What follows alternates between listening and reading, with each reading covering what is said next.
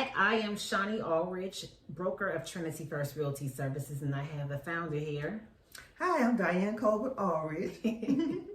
So, as you know, we are continuing the conversation on the 6 easy steps to owning your own home. And so we've covered a lot already. We've talked about identifying a credit specialist, a real estate agent, a lender for your home loan. So today we're going to talk about, shopping for your home, house hunting, and then some ideas that you can take into consideration when you are, writing up your offer. Okay.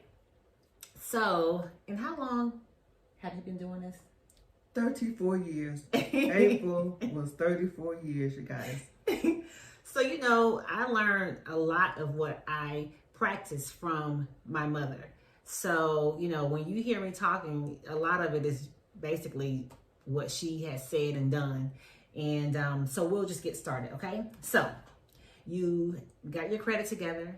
You have identified your real estate agent and your lender, okay? So you've already had a conversation with your agent about, what you want your home to look like. And so what do you encourage your clients to do when they're considering trying to identify a home? What are some of the things that you Well, you want to make sure that you get a home that's going to be, first of all, accommodating for you and your family. Mm-hmm. Accommodating.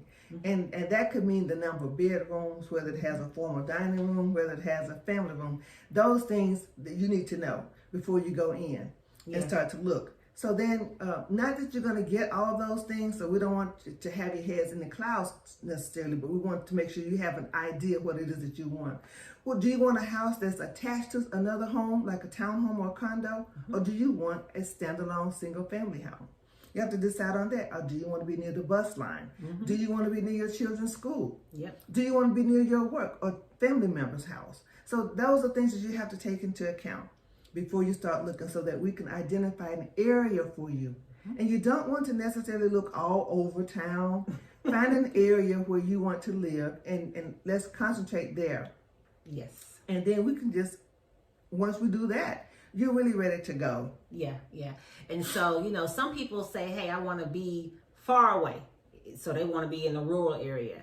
And then some say, we want to be in suburban. We're relaxed now. Mm-hmm. Or some say, hey, we're urban all the way. What is it that you want? You have to know that. And so, but you would have already shared that with your agent during the interview process, like we discussed, and with your lender, you would have discussed, your wants and desires. Maybe you are a veteran.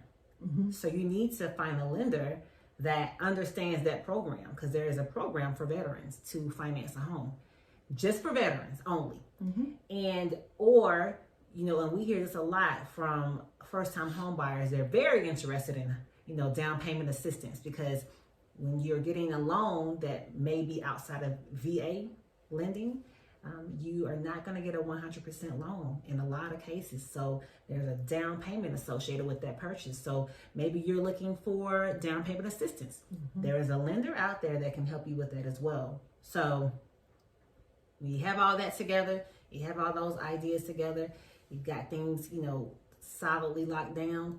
Now we can start looking for a home, because we know the area, we know your budget, because you spoke to a lender, we know the style of home that you want, the amount of bedrooms that you want, because we have already had that conversation. Mm-hmm. We're good to go. Now we're going to start looking. Now you're going to start receiving emails from your agent of homes that met your home buying criteria. Mm-hmm. And of course, you're even looking at homes on your phone. You're swiping through, looking at homes. You're actually driving through neighborhoods, looking at homes, and, trying to figure out, hey, could we live here, type of thing. Okay. So, and one thing I've been hearing a lot is that, we found our own home, we went looking and we found our own home, and which we encourage you to go out and look. We actually encourage that, okay?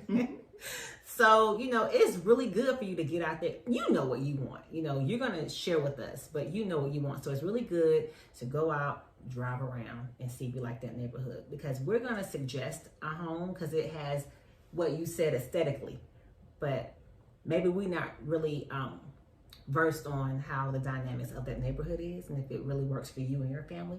But if you drive around, you'll find out on your own, and you'll share that with us. So anyhow, so now you found your home, and so now we have to write up an offer. And so, stay tuned to the end of this video because I want you all to hear a little tidbit of what we do.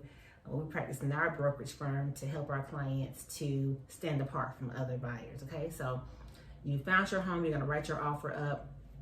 You need to figure out what the price is going to be.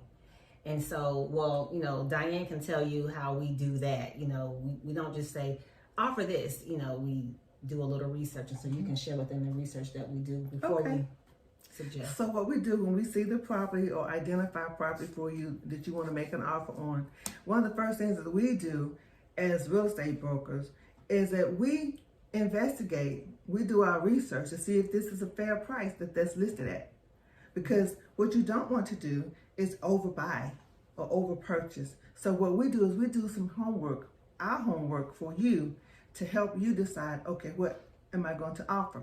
So that means we go to the MLS and we research the neighborhoods and surrounding communities to see what homes have been selling for that meet that generally same criteria, number of bedrooms, bathrooms, condition, you know, whether it's a 2-story or 1-story. And we can come back and say to you, hey, listen, this is a fair price for this house. So in our competitive market right now, you have to at least offer them full price. Right. You have to do that. Yeah. You know, but if we research and find out that the home is overpriced, then when we come back and say, hey, it's a bit overpriced, so you probably want to come in just a slightly under. You know, so those are some strategies that we use, and it helps. Yeah. And so, you know, you are the decision maker.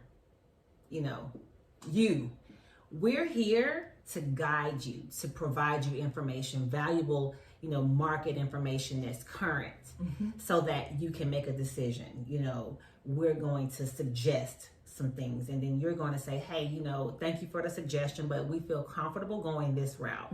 You know, and then we're going to support you with that. You know, we're going to help you to manage expectations. So if we tell you that homes are selling for more than list price in that particular subdivision, and you come in below that, we would have already told you that it's strongly likely that they won't pick your offer. Right. But we're just here to help you and to guide you, okay? So, yeah, so that's it. And here's the last thing that I want you all to take into consideration. You know, when you're submitting your offer to the seller, and I'm talking about, you know, resales, not necessarily, you know, new construction, but resales. When you're submitting your offer, think about adding a personal letter. And that is just, you know, a letter, 1 or 2 paragraphs that just explains that you're excited about the home, you love the home, you know, sharing who you are as a person. And, you know, that really helps because it sets you apart from the other buyers, especially in this market right now. Yes. We're in the COVID-19 pandemic era, but there's still a lot of real estate activity happening. And so there's competition basically. And so you want to stand apart. You want your offer to stand apart. And so they can remember you, the seller, when they're thinking about which offer they want to choose. They remember that, oh, this veteran, you know, or oh, this lovely young mother, you know, with beautiful children and what have you. So, yeah. Yeah, and it humanizes you because not just the fact that there's a piece of paper that's sitting in front of them with an offer for someone who they have no knowledge about. And, you know, most sellers, they're like, well, I want to transfer my house to somebody who's a good person. Yeah. So when you send that letter, they can kind of get a feel for you. And this has worked for us tremendously over the years. Yeah, it really has.